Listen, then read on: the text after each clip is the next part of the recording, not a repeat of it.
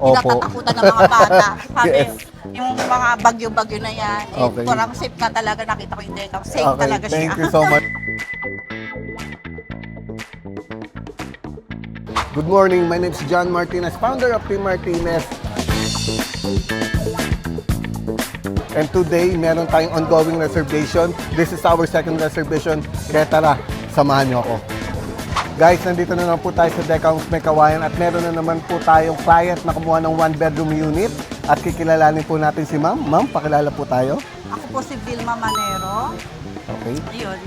Galing Dubai, pero ngayon, Okay. nasa Pinas na. Welcome back po sa Pilipinas. So, Ma'am Vilma, quick question lang po. Ano po yung naging purpose natin? Bakit po tayo nag-avail ng property dito sa Urban Decahomes? Kasi kagagaling na ng Dubai, kailangan namin na matutuluyan, na maganda at yung safe ba para Yes. sa apo ko. Kasi syempre yung mga bata, kailangan safe.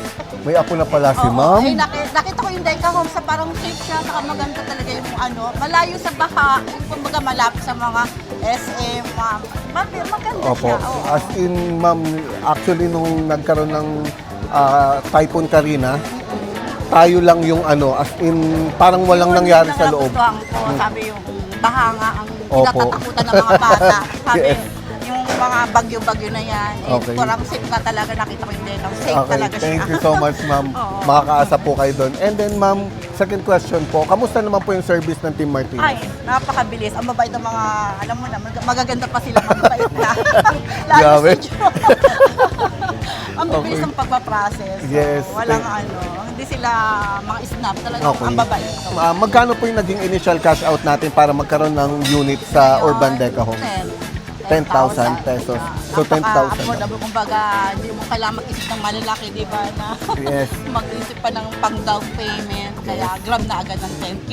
And ang sinabi nga ni Ma'am, meron pa raw ipapasok na pangalawa Oo, kasi sa dalawa. isang anak niyo po. Yung anak ko nasa Dubai, pipilitin ko makakuha pa ng isang unit or kaya tamo. Yes.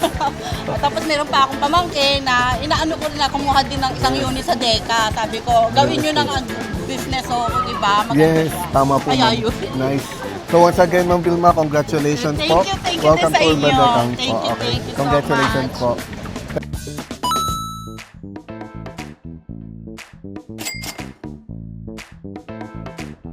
Yes, katatapos lang ang second reservation natin for today at ang client natin ay isang OFW.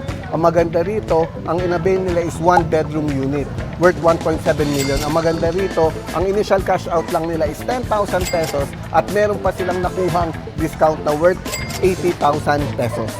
At kung isa kang OFW, locally employed, business owner or isang investor na naghahanap ng property na budget friendly na malapit sa Manila, mag-message ka lang sa Team Martinez page at sure ako matutulungan ka namin.